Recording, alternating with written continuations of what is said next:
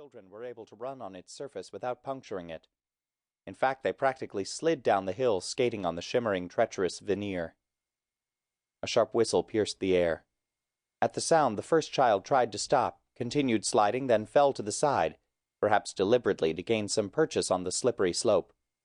Even the taller child hesitated for a moment. A second whistle, louder. The smaller child looked toward the bottom of the hill, at the dark gash across the otherwise all-white landscape, disappearing to the north around a bend lined with pine trees. Train tracks, kept clear of snow from frequent use. "It's mine!" The smaller child started at the voice, looked up into the angry eyes peering out from the slit in the ski mask. Another whistle, nearly deafening. Both children turned toward the noise, held to the awesome spectacle of the approaching freight train. Within moments it was passing by, car after car, endless. The earth trembled beneath them. The smaller child, perhaps frightened, perhaps simply cold from sitting on the snow, stood up and stared open-mouthed as the cars passed, boxcars, tank cars, flat cars piled with lumber. The taller one reached out to grab the doll. The smaller child cradled it just in time. "No!" The protest was all but drowned by the passing train. Again, a mittened hand reached for the doll, now practically engulfed in the small child's down jacket. "It's mine," the tall one shouted. "You said I could have it! You said I could!" The smaller child turned to face the red, snow-topped boxcars whizzing by. The taller child raised both hands in front and paused for a split second, then shoved hard, sending the other child sprawling, propelled off the snow, tumbling headfirst down the hill. The taller child looked up just in time to see a blur of blue snow jacket, whirling black wheels one after another, swirling gusts of white snow, patches of red here and there where... It was as if the smaller child had vanished. And the taller child sat on top of the icy snow as if waiting for the other to reappear, doll in hand, from beneath the train. Minutes went by, boxcars and tank cars and flat cars by the dozens. Quiet finally returned as the train receded down the tracks.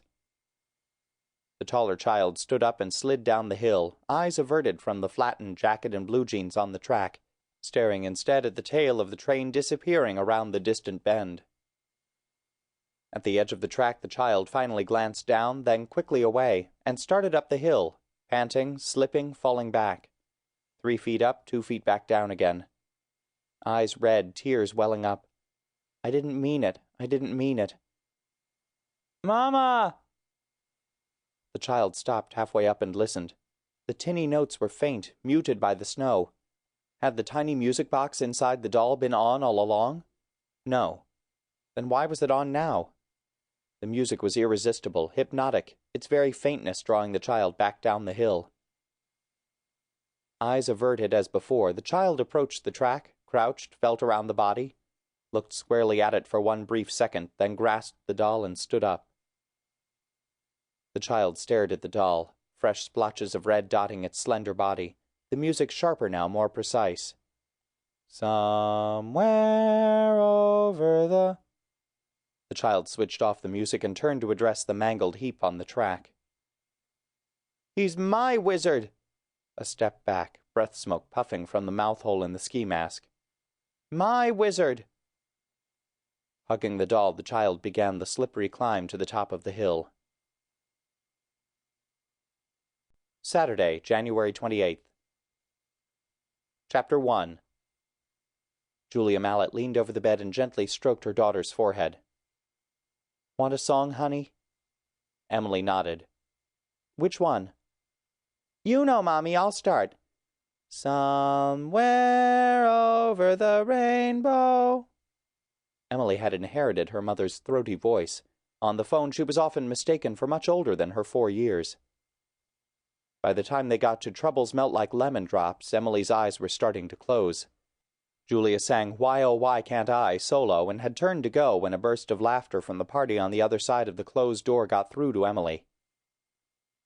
"You look silly, Mommy. Everybody looks silly tonight." "That's because I told them to dress silly," Julia said. "Why?"